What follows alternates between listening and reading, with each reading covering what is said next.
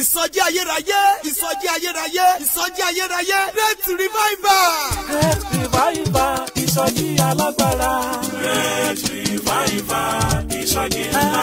Great Revival, ìsọjí ayérayé. Ìsọjí ayérayé ni Great Revival. Great Revival, ìsọjí ńlá. Great Revival, ìsọjí ayérayé. Èyí tó papọ̀ mọ́ àjọ̀dún kẹta ẹgbẹ́ wákàtí àlàáfíà ìyẹn 3rd year anniversary of Hour of Peace Evangelical Ministry open tí ó wáyé ní Friday 28th June ọdún yìí ìyẹn 28/6/2019 láago 10 alẹ́ títí di aago 4 ọjọ́ kejì. Gbọ́. Ó fẹ́ kọ́ lọ́rùn fọwọ́ kan ẹ̀ o lóṣù yìí. Ó fẹ́ kọ́ lọ́rùn fọwọ́ kan ẹ̀ lọ́dún yìí o. Kò bá gbéra kó máa bọ́ síbi ìsọjí ayérayé. Àjọ̀dún pẹ̀lú ìsọjí alágbára. Ti Hour of Peace Evangelical Ministries. Ẹ wá mi ẹ ó sì rí mi lákòrí rẹ̀. Ó ṣàlàyé gan ọ̀fọ̀ ìwúkọ̀ oríṣàbí permanent.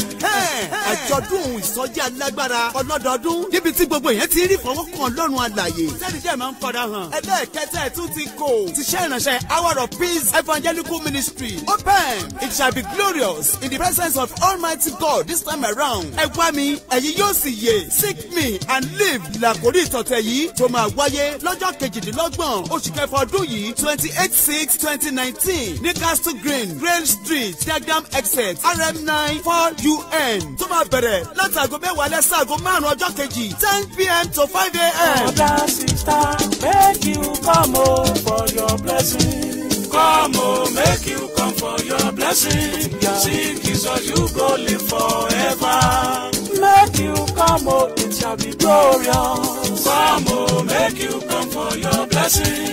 Sing Jesus, you go live forever. Brethren, join us. Let's seek him so as to live together and your situation shall turn around for better. Bẹ́ẹ̀ lànú rẹ̀ máa fọhùn láyé onípòjúpò ènìyàn. Ẹ má gbàgbé o. June 28, 2019 ní sọ́jí ohun àjọ̀dún yẹn máa wáyé. Kẹ́ni tó gbọ́ kó sọ fẹ́ni tí ò gbọ́. Bọ́lọ́run máa ṣiṣẹ́ àmì ohun ṣe agbára. Ó yá o, ẹ jẹ́ ká ní ìṣó níbẹ̀. Fẹ́ kò rẹ́rí àlàyé ẹ pè sórí ẹ̀rọ ìbánisọ̀rọ̀ yìí 07939198946 àti 07550804352. Jésù ni Olúwa. Torí pé wọ́n la àgbáyé já, a ó kẹ́mi bí ọba, n ó débi tí náà mi ò dé rí o, n ó la àgbáyé já. Ìwọ ń kọ́. Wọ́n la àgbáyé já. Sọ bẹ́ẹ̀ náà. A ó kẹ́mi bí ọba. N ó débi tí ràn mí ò dé rí o. N ó la àgbáyé já. Ìsọjí ayérayé, ìsọjí ayérayé, ìsọjí ayérayé. Níbikíbi tí ẹ bá ti ń wò wá lónìí. Wherever that you are viewing us today, Mo gbàdúrà pé àlàáfíà Ọlọ́run kó jẹ́ tiyín. I do pray that the peace of the Lord be upon you. Ibi tí ẹ ti wu Ọlọ́run. Wherever that you are doing that is making you to be happy before the Lord, Ẹ ò ní bàjẹ́ níbẹ̀. you will not see corruption. Gbogbo májẹ̀mú àti ìrètí Ọlọ́run àti àánú rẹ̀. Covenants and the promise of the Lord and His mercy Gbogbo ẹ̀ ní wá sí ìmúṣẹ. shall surely come to fulfillment. Ní orílẹ̀-èdè Nàìjíríà, In the country Nigeria, a ó rí òmìnira. we will be free. Ní orílẹ̀-èdè Nàìjíríà, In the country of Nigeria, a ó ní ìsinmi. we have peace. Ní orílẹ̀-èdè In the Nàìjíríà, country of Nigeria, àánú yóò dìde. mercy will arise. Ní orílẹ̀-èdè Nàìjíríà, In the country of Nigeria, àṣírí òkùnkùn kò ní bò mọ́. oh, the secrets of the evil ones will be revealed. Bẹ́ẹ̀ni, Olúwa yóò ṣe tuntun ní The Lord will orílẹ̀-èdè do a new thing in that country, náà. Yóò sì dára fún wa. and it shall be well with A ó us. sì ní àánú tó pọ̀. The Lord will give us great mercy. Jésù Olúwa wa. In Jesus' name we have prayed. Àmín. Amen. Àmín. Amen. Àmín. Amen. Ọ̀rọ̀ yìí wá láti lè ṣe ìránṣẹ́ wákàtí àlàáfíà. This message is called from Hour of Peace Evangelical Ministry. Fún àwọn tí ó ti rí ojú yìí rí For those that have seen us before, tàbí àwọn tí wọn ò tí ì rí ojú yìí or rí. those that have seen us for the first time, Èyí tó ṣe pàtàkì lónìí the most important thing today is ò ní láti gbọ́ ọ̀rọ̀ yìí. to be able to listen to this Ọ̀rọ̀ yìí message. wá láti lè ṣe ìránṣẹ́ wákàtí As àlàáfíà. I said earlier, it's from Hour of Peace Evangelical Ministry. Farabalẹ̀ kó gbọ́ ọ̀rọ̀ yìí dáadáa. Listen attentively to the message. Ọ̀rọ̀ yìí wà fún àwọn tí a ṣẹ̀ṣẹ̀ yàn sí ipò This message is for those that have been appointed newly. ní orílẹ̀-èdè Nàìjíríà. Those newly appointed people in position in the country of Nigeria. Ó tó lè ṣe jù lónìí tí Ọlọ́run lè dùn sí. What you can do that will make God happy today is Ìrànlọ́wọ́ tó lè ṣe níbi tó wà ní the àkókò tí help Ọlọ́run that lè you dùn can sí. give wherever you are, that the Lord will be happy with Tí you. ò ná ọ ní owó tí ò ná ọ ní. That does not cost you money or anything. Ó ní pé kó share message. Is to please share this message. Ọ̀rọ̀ Nàìjíríà orílẹ̀-èdè Nàìjíríà ni o. It's about the country of Nigeria. Àwọn ọmọ Nàìjíríà tó wà ní UK. Every Nigerian in UK. Ọmọ Nàìjíríà tó wà ní US. Every Nigerian in US. Ọmọ Nàìjíríà tó wà ní Canada. Every Nigerian in Canada. Ní gbogbo Europe pátápátá. In all European countries. Tí message bá tẹ̀ ọ́ lọ́wọ́. If you are able to come across this message, rí wípé o pín fún àwọn èèyàn. make sure that you share the message. Rí pé o pín gidi gan. Make sure you share it greatly. Sharing kankan ló máa ń wà ní ẹ̀mí wa. That's one thing that we always put in mind. Kìíní òde ẹ̀dá fẹ́ kó mu kúrò lórí. And it's not good at all. I want you to erase it. A ní ìgbàgbọ́ kò sóhun tuntun kan tọ́lọ́run lè ṣe mọ́ ní orílẹ̀-èdè Nàìjíríà. We do believe that God cannot do anything good in that country. Even àwọn òjíṣẹ́ Ọlọ́run mìíràn gan fẹ́ gbàgbọ́ pé kò sí tọ́lọ́run lè ṣe mọ́. Even most ministers of the Lord believe that nothing cannot do anything good to Nigeria. Ṣọ́ọ̀ṣì ẹ̀ka ní ẹ̀mí bẹ́ẹ̀. Must you have this kind of spirit? Ọlọ́run tó ṣe ohun gbogbo nínú ohun gbogbo. The Lord that can do all things in all. Ọba tó larọ̀ níbi tí kò sí ọ̀nà. The Lord that is pave way where there seems to be no way. Ogun yẹn máa le gan tá a gbọ́ Ọlọ́run bá lè ká. So you're not thinking that problem is too much that the Lord cannot conquer. Èmi ò fẹ́ kó ní ìgbàgbọ́ yẹn. I don't want you to have this faith at all. Má ní iná ẹ̀mí rẹ̀ rárá. Don't have this behind your mind. Ní ìgbàgbọ́ kò sí tí Ọlọ́run kò lè. Believe that there's nothing impossible for the Ó Lord. lè ṣe jù bẹ́ẹ̀ lọ. The Lord can even do more.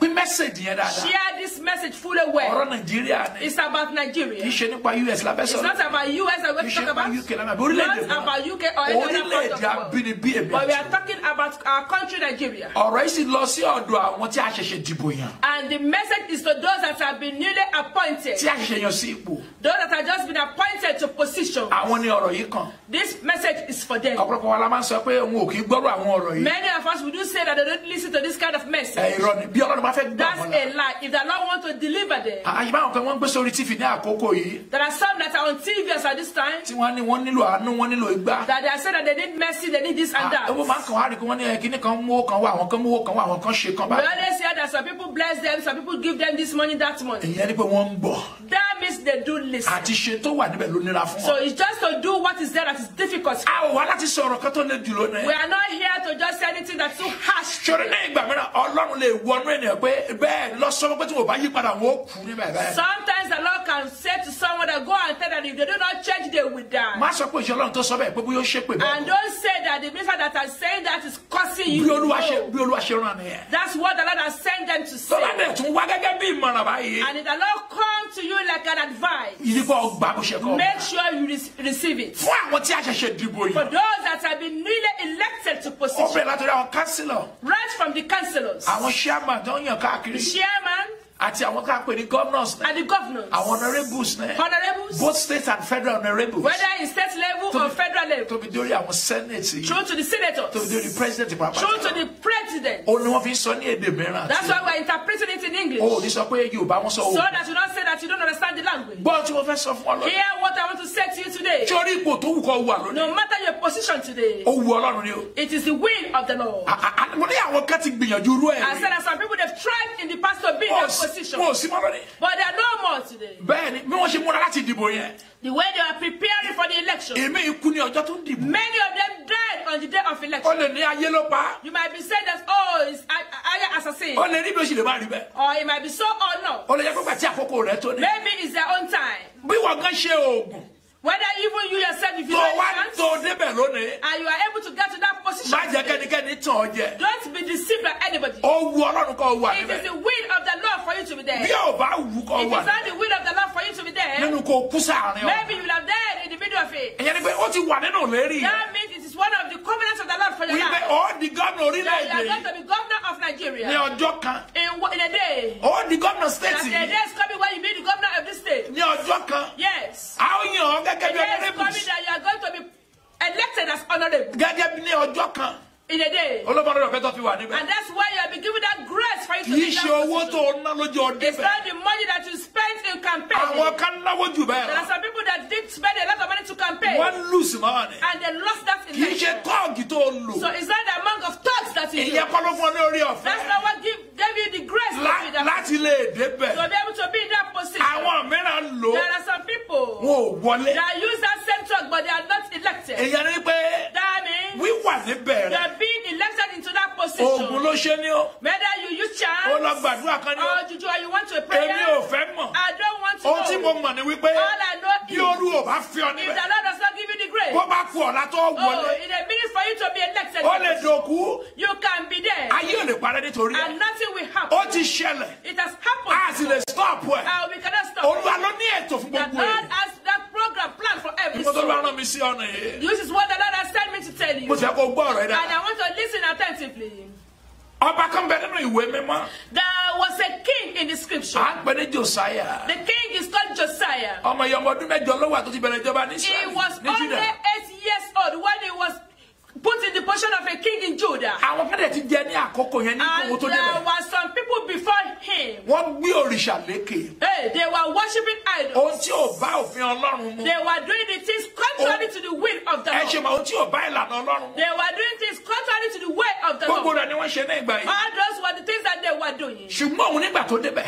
But by the time Josiah got onto that throne, Ó wò nínú ara rẹ̀. he now lived deeply within himself. Ọlọ́run báwọn yìí náà sọ̀rọ̀ ní ìgbà yìí. Oh, the Lord was speaking to these people at this time. Tó dorí bíbélì ní wọn kó mọ bíbélì Because dáadáa. I know that you are knowledgeable about the word of the Ó Lord. lè sọ pé Ọlọ́run ti ṣe ìlérí. You can even say that you has been destined and commissioned Wípé from the Lord. à ń gbé ọmọ kan dìde ní Júdà. That a child will be going to be raised up in Judah. Ìjọba rẹ̀ ó sì wó gbogbo àwọn And òrìṣà. his kingdom will crush all those idols. Ọlọ́run wà ní ìgbà táwọn kan náà jẹ ní Truthfully, ìgbà. there was God even when there were people who were in position before him. Ìwọ́n tí wọn ò ṣe tó yẹ kí wọ́n ṣe. But they didn't do what they were supposed to Ọlọ́run do. wà pẹ̀lú wọn ní ìgbà yẹn. The Lord was with them as at this Ìlérí time. wà fáwọn náà pé wọ́n ó ṣe There dáadáa. was promises and covenants in the Ṣùgbọ́n Lord. wọn ò tẹ̀lé. But they didn't follow that covenants and Ṣùgbọ́n promises. Josiah yìí, But when ó Josiah ní ìpinnu ní ọkàn rẹ̀. now came to church, he now decided within himself Pẹ̀lú ohun tí Ọlọ́run sọ fún. to do what the Lord has said unto Ó him. wá pinnu láti fọ He now gbogbo. decided to now break down all those bars. Ohun gbogbo tí wọ́n ṣe ní àkókò. Everything that they did as at this time. Lẹ́yìn kí òun tó dé ibẹ̀. Before he got to that Ó pa position, gbogbo rẹ̀ rẹ́. he destroyed them all. Ẹ bá mi kàwé 2 Kings chapter 23, 1-5. Kí tó sọ̀rọ̀ mi torí kì í ṣe ọ̀rọ̀ tí ó pọ̀. The book of 2 King, 2 King 23, verse 1-5. Yes. Ọba sì ránṣẹ́, wọ́n sì pe gbogbo àwọn àgbà Júdà àti Jerusalem jọ sọ́dọ̀ rẹ̀. Ọba sòkè lọ sínú ilé Olúwa àti gbogbo àwọn ènìyàn Júdà àti gbogbo àwọn olùgbé Jerusalem pẹ̀lú rẹ̀ àti àlùfáà àti àwọn wòlíì àti gbogbo ènìyàn àti èwe àti àgbà. Ó sì ka gbogbo ọ̀rọ̀ inú ìwé májẹ̀mú náà tí a rí ní ilé Olúwa létí wọn. Ọba sì dúró ní ibùdúró rẹ̀ ní ibùdúró náà. Ó sì dá májẹ̀mú níwájú Olúwa láti máa fi gbogbo àyà àti gbogbo ọkàn rìn tọ̀ Olúwa lẹ́yìn àti láti pa òfin rẹ̀ mọ́ àti ẹ̀rí rẹ̀ àti àṣẹ rẹ̀ láti mú ọ̀rọ̀ májẹ̀mú yìí ṣẹ tí a kọ nínú ìwé yìí gbogbo.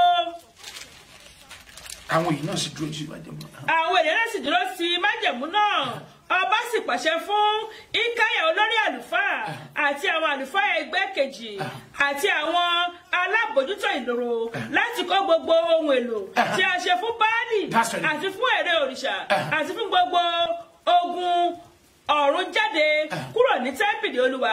Ó sì sún wọn lẹ́yìn òde Jerúsálẹ́mù nínú pápá Kídrónì. Ó sì kó ẹrù wọn lọ sí Bẹ́tẹ́lì. Ó sì dá àwọn bàbá lórìṣà lẹ́kùn tí àwọn ọba Júdà ti yàn láti máa sun tùràrí ní ibi gíga ní ìlú Júdà wọn ni àti ní ibi tí ó yí Jerúsálẹ́mù ká. Àwọn pẹ̀lú tí ń sun tùràrí fún Báálì fún òórùn àti fún òṣùpá. Ẹsẹ̀ karùn-ún ni o. Bẹ́ẹ̀ni sọ. Àti fún àmì méjìlá ìràwọ̀ àti fún gbogbo ogun ọ̀run. Ojú ò ní tì í màmá wa. Amen. Ó dá wọn lẹ́kun He stopped them láti lè máa gbé òrìṣà lékè. to be able to worship Baals. Rántí pé wọ́n sọ bẹ́ẹ̀ kó dúró níwájú májẹ̀ gbogbo yẹn náà dẹ̀ dúró níbẹ̀. Remember that it was being said that he stood before the covenant and there were lots of people there. Ẹgbẹ́ náà pè ní swearing in tí wọ́n ń gbé táwọn adájọ́ ń gbé ìwé Bíbélì àti tẹ́ gbàgbọ́ lé yín Is lọ. that not what's being referred to as being swearing in?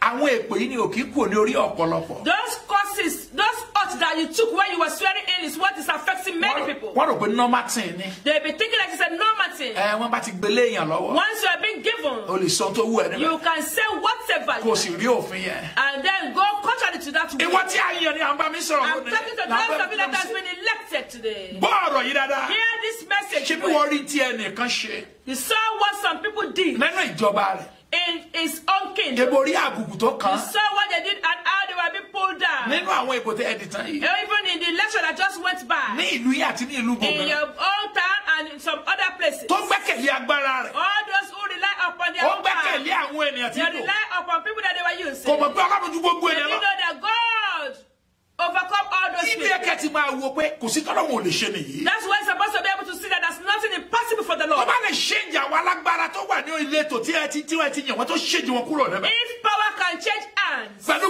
bless you, ma. Amen. Tí agbára bá lè yí ọwọ́ padà. So if power can change hands Ní ìlú rẹ̀. in your own time, Ẹnìkan tó gbẹ́kẹ̀lé pé òun lòun ó tún wọlé padà sẹ́. someone that has that strong belief that is going to be the one in that position Tó dẹ̀ lose. and lost that Kí ló dé election. tí ò lè ṣe gbogbo orílẹ̀-èdè? So why is it that the Lord cannot do the whole nation? Ohun tí Ọlọ́run ó ṣe kọ́ ni mo sọ fún ọ lónìí. I don't want to come and tell you what the Lord wants to Ohun do. tó rán ìwọ tá a ṣẹ̀ṣẹ̀ yàn sípò But tí ó what ṣe the Lord has said you that has been newly elected is what I'm here to tell kí you. ló tí wo kẹ́kọ̀ọ́ rárá wọ àwọn kan bẹ́ẹ̀. Why won't you learn from those that have done it in the past? Kí ìwọ ní ìlànà titun. So that you can now have a new dimension to the way you want to do it. Bàbá kí ìwọ ní àgbékalẹ̀ tó dára. So that you can have a laid-down structure. Kí àwọn ènìyàn kan bá gbàgbé. So that people will not forget. Kó má lè ṣe ẹnikẹ́ni tí ó lè gan So ìjọba. that there will be nobody to be able to pull down your own kingdom. Wípé ọkùnrin máa ṣiṣẹ́ tó So pọ̀. that people cannot testify to your work in Kí that ló tí kingdom. wo ò ní kẹ́kọ̀ọ́ nínú nǹkan wọ̀nyí? Why won't you learn from all this? Kí ló tí wo ò ní gbàgbé ìbùkún tí wo ó rí ní àkókò yìí? Why don't you forget about those blessings that you want to inherit as at this Nígbà time? tó jẹ́ pé òṣìṣẹ́ ó pilẹ̀ rí owó nínú tó Once wà you yìí. know that whether you work or you don't work, you are going to get rich in this Kí election. ló tí wo ronú pé èmi náà máa bí ọmọ mo mà ní Why ìyàwó? don't you meditate that you yourself, you have your own children and you have your own wife? Mo fẹ́ kí àwọn ọmọ mi kó tẹ̀síwájú. I want my own children to progress. Kí ló tí ẹ̀mí àwọn ènìyàn ò ní ṣe wọ ní àkókò Why yìí? don't you value the life of the people as at this time? Èmi náà máa ní arúgbó nílé. That even myself, I had old people at home. Ìyá kan ló máa bí bàbá kan ló bí So èmi náà. somebody get back to me.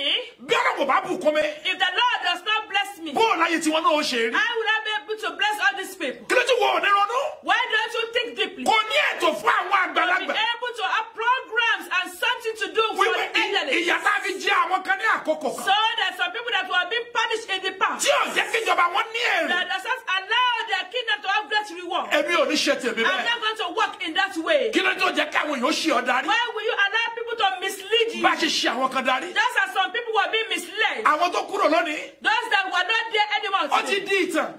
It's a snap history. Inú ilé wọn ni wọ́n wọ̀ lọ. They are not in their home. Mi ò fẹ́ gbà wá ní àkókò. I don't want to waste our time. Jòsáyà tá a ń sọ̀rọ̀ rẹ̀ yìí. Josiah that we are talking about. Wọ́n kọ gbogbo tó ṣe wọ́n kọ́sẹ̀ sínú ìwé ìrántí àwọn ọba Júdà. Everything that he did was being written in the book of remembrance for the kings of the Judah. Ọmọ gbogbo kan gbogbo náà mo padà wá sí ìrántí. Oh, don't you know that we are going to bring everything back to remembrance? Gbogbo ẹ̀kọ́ lówó lè ṣe. It's not everything that money can solve. Owó ò lè dá ogun dúró lórí àwọn ọmọ rẹ̀. Money cannot stop problems coming to the life of your children. Tí ogun bá dìde sí wọn, owó tó ní ò lè dá dúró. When problem arises in the life of your children, your money cannot give you victory. Ṣé agbára ọdún mẹ́rin yìí? Or is it just this 4 hours power? Àdìgò tẹ̀sán lágbára kó o ṣe lẹ́ẹ̀mẹ́fà Or gan. maybe if you are opportunity to even do it maybe twice, 3 times or 4 Ṣé o times. sì ní kú mọ́? Are you not going to die one Ó sì day? máa wà títí láéláé. Will you be living forever? Ó ní májẹ̀mú wọn gbé dání ní iwájú, ó sì búra níwájú Olúwa. It says that he was holding on to that covenant and they now have that covenant before the Lord. Ìjọba tó òun ò ní fún òrìṣà láàyè That láti gbèrú. in my own authority, I will not allow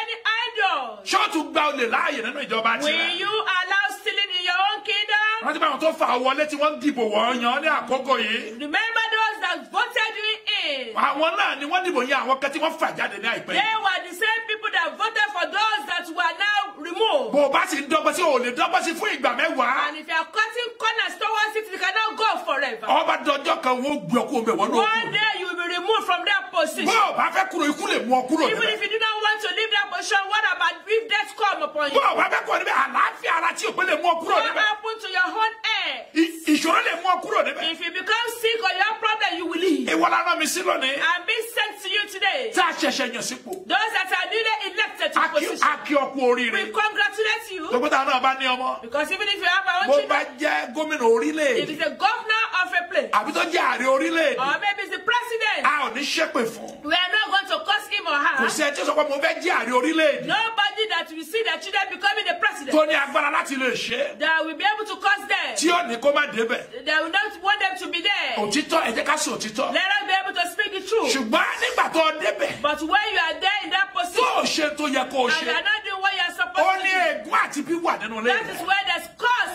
over your family. A kí ọ kú oríire lẹ́ẹ̀kan We sí. congratulate you once more. Lọ ìjọba rẹ dáradára. Use this position fully Kí well. àwọn èèyàn má bàa gbàgbé. This your regime. Use it very well so that people will not forget. Kó o lè kúrò níbẹ̀ kójú má bàa máa So tì that by ọ́. the time you leave that regime, you will not be put to shame. Gbogbo èèyàn kọ́ la lè fi oúnjẹ lóúnjẹ bàjẹ́ gbogbo èèyàn kọ́. It's not everybody that they're spoiled with food. Àwọn mìíràn bẹ tẹ́ ń kó lórí ìjọba ẹ̀ sì bàjẹ́ pé tẹ́ bá ní wọ́n bẹ̀ wọ́n ò ní lè kí wọn, wọ́n ti di oníyẹ̀yẹ́. There are some people after leaving their own regime, nobody wants to say hello to them. Wọ́n rí wọn lọ́kàn wá yẹ̀yẹ́ wọn kàn wọ́n lábùkù. Because they are not being useless, they will even rebuke and mock them. Bí wọ́n bá sì lọ ń gbowó lọ́wọ́ wọn tó ṣiṣẹ́ pé bàbá ṣe dáadáa àwọn míì ń bẹ tí wọ́n kàn wọ́n lábùkù. So if you are still respecting them, there will be some people that will disrespect them. Àwọn míì ń bẹ tó ṣe ìjọba ṣe ní orílẹ̀-èdè Nàìjíríà burúkú èyí tí wọ́n tún gbàdúrà kiri wọn tún padà wà lẹ́ẹ̀kan sí. No matter how we say that the court of Nigeria is so worse, there are some people that we are praying for them to come back to this Kí country. ló dé tí wò ní àgbékalẹ̀ yìí fún àwọn ọmọ rẹ àti ìran rẹ tó tún bọ̀ lẹ́yìn? Why don't you have a laid-down structure for this generation and generation to come? Kí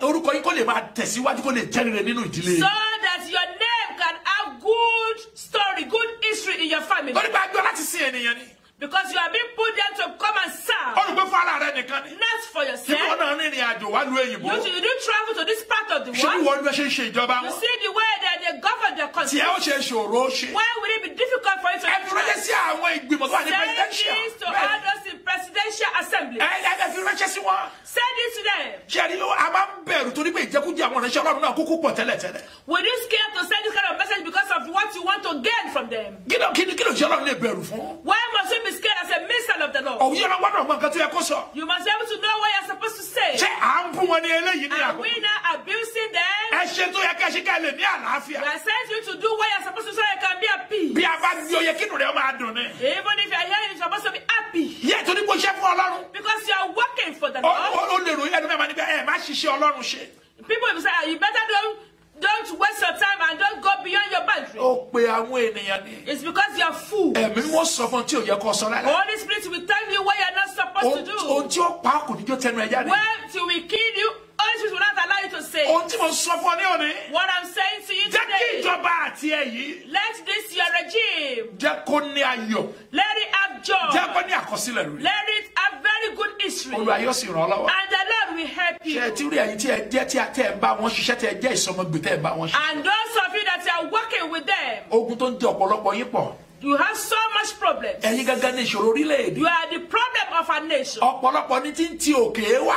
Many things are coming from up. Tó bá dé ọ̀dọ̀ yín tẹ́ báyìí. By the time it gets to you, Torí pé àwọn kọ́ ni wọ́n máa pín sí ìletò wọn. because they are not the one to be able to distribute it. Gọ́ọ̀nà yẹn kọ́ ni ó jáde ní ó máa rìn The káàkiri. governor will not be the one distributing it. Wọ́n ti ẹ̀jẹ̀ pé káwọn kan lọ máa sùn sínú ọ́fíìsì wọn. Despite the fact that they are not supposed to relax in their offices. Tí wọ́n bá mọ nǹkan tí wọ́n gbà pé wọ́n lọ ń sin ènìyàn ni. They know what they've taken, that they are there to serve. Àti rí àwọn governors àwọn prime minister ní orílẹ̀-èdè tí wọ́n fi ẹsẹ̀ rìn tí wọ́n ń tojú bọlé tí wọ́n ń wo nǹkan tó ń ṣẹlẹ̀ There káàkiri. are some governors and prime ministers that are visiting homes to see what is going on around. Bó tiẹ̀ jẹ́ wípé kò yẹ káwọn kan máa jókòó kalẹ̀ láti lọ máa wo nǹkan tí wọ́n bá ń ṣe. Despite the fact that they are not supposed to relax in offices. Ẹ̀yin tí wọ́n bá wá rọ́nà tẹ̀dẹ̀ ń gbowó So oṣù yìí. those of you that are being set forth and are getting your salaries, Tí ẹ̀ ń ṣe ìjọba wọn ń lò. and then you are not misusing those opportunities, Ẹ̀yin náà lẹ́ẹ̀tù lọ máa gba ìjọba yìí jẹ́. and you are still the ones spoiling their regime. Ègún àti èpè wà lórí. There are cause and adjustments over you. Ẹ kì í fura ní. Maybe you don't tend to take conscience. Ẹni pé ìgbẹ̀yìn ayé yín è dára. You will see that your end result won't be good. Ogun tó dẹ̀ ń jẹ àwọn ọmọ yín lábẹ́lẹ̀ òun ló pọ̀ jù. And the problem that affects your children secretly is more. Torí pé ìgbàgbọ́ nínú jíjẹ àti mímu nìkan lẹ́rù kó máa Because wà. you believe your faith is in the food. Àwọn tí ẹ bá fẹ́ bá ṣe ẹ ṣe dáadáa. All those you are working with, work with them wholeheartedly. Tí wọ́n bá fún yín ní 100 ẹ fi 100 yẹn If jíṣẹ́. you are being given 100 to use, make sure you use it. Wọ́n bá fún yín ní 30 ẹ fi 30 yẹn If you jíṣẹ́. are given 30, make sure you use it wisely. Ẹ rántí pé ẹ̀yin náà ní ara ẹ ní ènìyàn. Remember that you have family. Ẹ jẹ́ kí orílẹ̀-èdè kó tí ipasẹ̀ yín dára. Let this country be good through you. Kí àwọn ènìyàn kó lè máa rántí yín So nínú. that people can continue to remember you for good. Gbogbo ẹ̀ tẹ̀sẹ̀ pé tó máa ń wẹnu yín nìkan lẹ́mọ̀ ẹ kì í ẹ̀yin gan jẹ́kújẹ yín gan pọ̀ lẹ́yìn ènìyàn gan-an. Bẹ́ẹ̀ni. And even those people too that only what you get, what you are eating, that's all you know. Bẹ́ẹ̀ni. Ẹ ti gba owó ṣùgbọ́n nígbà tẹ́ ẹ̀ bá lóye ẹ̀ náà dẹ́ máa bàjọba jẹ́ káàkiri. You will continue to take money, receive and receive, but when that money ceases, you will not be spoiling their regime. Àbí ṣọ́gun ìjọba nìkan ló ń jà wá ní orílẹ̀-èdè. It's a problem in this country under about our governors. Àti sọ mẹ́sìn kan níta pè ní pé ẹ̀bí ta ni. We've talked about a particular person titled Who's For. A tún padà wá tún ti sọ. We are going to say it Torí again. pé wọ́n gan ní tiẹ̀ lọ́wọ́. Because you yourself too, you are part Ìwọ of tí aráàlú èyìnbó sẹ́ndì owó sí pé kọ́ ọlọ́gbọ́n ń kọ́ ilé. many of you that your family in this part of the world is sending money to for you to help them to build house. Ó fún ọ lówó tó fi jẹun. They've given you separate money for your own upkeep. Ó gbé ọkọ̀ fún ọ. You've been given Pé cars. òun ò fẹ́ kó o fi ìnira bó o ṣe That oko. I don't want you to serve me with problems. Ṣé owó rẹ̀ náà lọ́lọ́ fi ń ṣoògùn sí But báyìí? then what do you do with their money? Use that money to still do juju on them. Ìbá àwọn náà ló dé tẹ́ lọ́rùn ayá kìlàsì tí wọ́n padà. You are sending higher killers to go and kill them. ṣé president yẹn ló ní kó lọ ṣe. Now let me ask you see your president is telling you to do this. ṣé governor ló ní kó lọ ṣe. Is it your governor that is telling you to do this? ìwọ tó ti ní owó lọ́wọ́ tẹ́lẹ̀. Many of you that were rich before. tí owó ń bẹ lọ́wọ́ rẹ You are dáadáa. fully rich. ṣé governor ló ní kó lọ máa pa ọmọ kó máa mú ẹ̀jẹ̀ rẹ̀. It's a governor that is telling you to go and kill people to do money rituals. ìwọ tó ń gbàdúrà pé Olúwa jẹ́ kí n máa rí iṣẹ́ gbà. You that is praying for God Allah to provide very good job for you. ó dẹ̀ ní káwọn contract yẹn gbà wọ́n ń gbéṣẹ́ yẹn And fún ẹ. truthfully, you have been given many contracts. ṣùgbọ́n o ò ní parí ẹ̀ ó lọ náwó iṣẹ́ ó sì máa sá káàkiri. But you are not going to finish that contract and you'll be running up and down after spending that money. ṣé governor ló ní kó lọ ṣe Is yẹn. it your governor that is sending you to ẹ do sọ that? ọ̀rọ̀ níbi tí ọ̀rọ̀ ń lọ. Let us be able to speak the truth and nail this on the wall. ibi ẹ̀ ló lè dè lú èyìnbó náà. You can see that in this part ṣé of the gbogbo world. ìwà tí àwọn orílẹ̀-èdè Nàìjíríà wù nílùú èyìnbó ṣé ìjọba orílẹ̀-èdè èyìnbó náà ni ìjọba Nàìjíríà náà wọ́n ló tún ṣe ní London. Many of those that Nigerians are doing in this part of the world, is it your government that is starting to come and do them in this part of the world? ṣé ìjọba Nàìjíríà ni wọ́n operate ní US àbí. Let me ask you, see the government in Nigeria that is operating in the country tó of US? fi ń jalè owó tí èṣe tiẹ̀ tó ọlọ́gbàánú àkáǹtì alákáǹtì. That you are doing 419 taking money that does not belong to you from other people's accounts? ọkọ̀ tó lọ gbà tó sọ pé o ti sọnù tó tẹ́ǹdì lọ sílé ọlọ́ta ṣùgbọ́n ló ti sọ torí ìṣọ́ránsì wà lórí ẹ̀ ṣé Buhari ló kọ́ ọ níyẹn láti ṣe nínú òyìnbó. You hire purchase cars that you take in and after you sold them, you go and report to them because of insurance that is being stolen. ìwọ tó gbẹrẹ lẹ́rù tó lóun ṣe money transfer ó ń gbẹrù lọ sílé ó gbẹrù ẹlẹ́rù ó sì lọ tà ó kó dénú lé láti ìlú òyìnbó ṣé Buhari ló ní kó o ṣe yẹn. Many of you that are doing cargo, you say you are doing cargo, they brought you goods to send back home, but you wouldn't send them back home, but you go and sell them to raise more money. Is it your president that is starting to be doing that? ọ̀pọ̀lọpọ̀ rẹ̀ là ń gbọ́ ní orí afẹ́fẹ́ káàkiri tẹ̀ ń ṣe ní àkókò We yìí. can hear a lot about them on internet. ṣé yìí tẹ̀ ń fura yín lórí afẹ́fẹ́ tẹ̀ ń ṣe pẹ̀lú ayé tẹ̀ ń fún ògùn bára yín jà ṣé ìjọba orílẹ̀ ló ní kẹ́ máa ṣe yẹn. Many of you do curse yourself online on internet. Is it the government of your country that is causing to do this? bọ́ bá ti ń sọ̀rọ̀ sí ìjọba rẹ̀ ìwọ náà máa yí ara rẹ̀ wò. When you are talking against your government, you to check yourself. ṣùgbọ́n àwọn ní kò lè wúwo dáadáa. But for the message of today to be able to have impact, ẹ̀yin tí a ṣẹ̀ṣẹ̀ yàn ni a rán wa sí. those that have been newly elected to position, you have been sent to ẹ today. kíyèsí ara kẹ́ ẹ̀ náà má bàa jìyà táwọn tó kù ń bẹ̀ Be jẹ́. very careful so that you not be punished, bẹ́ẹ̀ kí ìbínú Ọlọ́run kó lè kúrò lórí. so that the wrath of the Lord cannot go away from you. ìwọ ṣe ìjọba tiẹ̀ dáadáa. Make sure that you do it right. gbìyànjú ṣe tó yẹ kó ṣe. Try and do what you are supposed to má do. disappoint àwọn tó dìbò fún ọ. Don't disappoint those that have voted for ohun you. gbogbo tó kọ pé ó ṣe ni kó ṣe. Everything that you promise that you are going to do, make sure you do it. má fi àìsàn kan láti jẹ́ kí wọ́n bà ìjọba rẹ Don't jẹ́. allow anybody to spoil your own regime. ohun tó yẹ kó o tojúbọ̀ lọ tojúbọ̀. What you are supposed to see and focus on, make sure you focus on. àwọn tí a gbéṣẹ́ mẹ́rin pé wọ́n lo màtíríà tó yẹ kí wọ́n All lò. those that are giving that contract, make sure you inspect it and make sure that they are doing it right. ohun tẹ́ ẹ̀ ṣe má máa kéde rẹ̀ fún àwọn ẹ̀pẹ́ ti ṣe. And what you are yet to do, don't broadcast and announce that you've done it already. ṣé bí wọ́n yẹ̀yí síbẹ̀ ni. You have been elected to ṣé position. o yẹlé bàbá yín ni. Remember, it's not your family inheritance. ṣé ilé rẹ nìkan ló ń ṣèjọba lé lórí. Remember that your position is not just for your own family. akílódé tó wà jẹ ọba síbẹ̀ tó jẹ mọ́gàjì síbẹ̀ pé òní kúrò pé Why will you not be there permanent till eternity? ó yẹ ká ní máa ronú jinlẹ̀. You're supposed to be able to think deeply. bí wọn ò bá ní owó lọ́wọ́ láti jẹ́ gómìnà orílẹ̀-èdè. Even if you don't have money to be a government, bó bá wà lára àwọn mẹ̀kúnnù tí yà ń jẹ yìí. if you are among all those that are poor, tí ẹnìkan dẹ̀ ń ṣe ìjọba tí ò tú ọ lára. and somebody is doing it the way you are doing, ṣé ó máa gbàdúrà fún kó máa will you lágbára sí. pray for them to keep on doing ṣé it? bí wọn wà lára àwọn tí ó máa ṣépè. You will be among those causing kílódé tí them. wọ́n wá débẹ̀ tó So gbàgbé. why are you in a position that you tend to forget? ṣe ìjọba tó dára. Do it right. Jòsáyà fún àwọn òrìṣà. Josiah put down the bar ó pàṣẹ pé bí o gbọ́dọ̀ gbọ́ òrìṣà ní agbègbè. and commanded that bars must not be had anymore. ògo dẹ̀ wà nínú ìjọba rẹ̀. And there was glory in his own kingdom. ìwọ náà ṣe bẹ́ẹ̀ yóò sì dára fún You to do this and it shall be well with you. àlàáfíà Ọlọ́run kó máa bọ̀ gbé. May the peace of the Lord be upon orí you. ọ̀fẹ́ rẹ̀ kó dúró tì May his ọ́. grace be upon you. agbára láti lè ṣe ìfẹ́ Ọlọ́run. May the power to do God's will. agbára láti yí ẹ̀mí búburú May ẹni the padà. power to change you for good. nípa ọ̀rọ̀ Ọlọ́run yìí. Through this message, Olúwa kó jogún rẹ̀ may fún the ọ. Lord endow ó upon ní you. iye tó pọ̀. You will be greatly saved. bẹ́ẹ̀ ni yóò sì rí. And so shall it Jésù be. Olúwa wa. In Jesus' name we pray. Amen. Amen. Amen. Amen. Amen. Amen. ayérayé great revival. Great revival ìsọjí alágbára.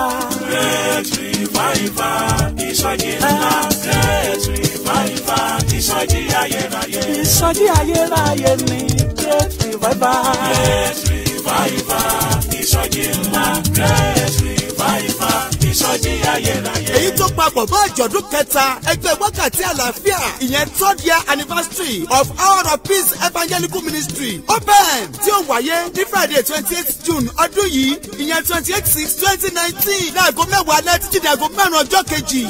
Ó fẹ́ kọ́ lọ́rùn fọwọ́ kan ẹ̀ o lóṣù yìí. Ó fẹ́ kọ́ lọ́rùn fọwọ́ kan ẹ̀ lọ́dún yìí o. Ó bá gbéra kó máa bọ́ síbi ìsọjí ayérayé. Àjọ̀dún pẹ̀lú ìsọjí alágbára ti Hour of Peace Evangelical Ministry. Ẹ wá mi ẹ ó sì rí mi lákòrí rẹ̀. Ó ṣàlọ́hàn tán ọ̀fọ̀ yìí kò ìṣàbí permanent. Àjọ̀dún ìsọjí alágbára ọlọ́dọọdún níbi tí gbogbo èèyàn ti rí fọwọ́kàn Ọlọ́run alààyè tẹ́lẹ̀ jẹ́ máa ń fara hàn ẹlẹ́ẹ̀kẹta ẹ̀ tún ti kò ti ṣe ìránṣẹ́ Hour of Peace Evangelical Ministry open it shall be glorious in the presence of Almighty God this time around ẹ wá mi ẹ̀yin yóò sì yè seek me and live làkórí ìtọ̀tẹ̀ yìí tó máa wáyé lọ́jọ́ kejìdínlọ́gbọ̀n oṣù kẹfà ọdún yìí 28/6/2019 ní Castle Green Grain Street Diagram Exit RM9 4UN tó máa bẹ̀rẹ̀ láti aago 10 alẹ́ sí aago 5 ọjọ́ kejì 10 p.m. to 5 a.m. Brother, sister, make you come home for your blessing. Come on, make you come for your blessing. Seek Jesus, you go live forever. Make you come home, it shall be glorious. Come on, make you come for your blessing. Seek Jesus, you go live forever. Brethren, join us. Let's seek Him so as to live together, and your situation shall turn around for better. Bẹ́ẹ̀ lànú rẹ̀ máa fọhùn láyé onípòjúpò ènìyàn. Ẹ má gbàgbé o, June 28/2019 ní sọ́jí ohun àjọ̀dún yẹn máa wáyé. Kẹ́ni tó gbọ́ kó sọ fẹ́ni tí ò gbọ́ pọ́lọ́run máa ṣiṣẹ́ àmì ohun ṣe agbára. Ó yá o, ẹ jẹ́ ká ní ìṣó níbẹ̀. Fẹ́ kò rẹ́rí àlàyé ẹ pè sórí ẹ̀rọ ìbánisọ̀rọ̀ yìí 07939198946 àti 07550804352. Jésù ni Olúwa. Torí pé n ó la àgbáyé já, a ó kẹ́mi bí ọba. N ó débi tí ràn mí ò dé rí o, n ó la àgbáyé já. Ìwọ ńkọ́? Ó la àgbáyé já. Sọ bẹ́ẹ̀ náà. A ó kẹ́mi bí ọba. Ó débi tí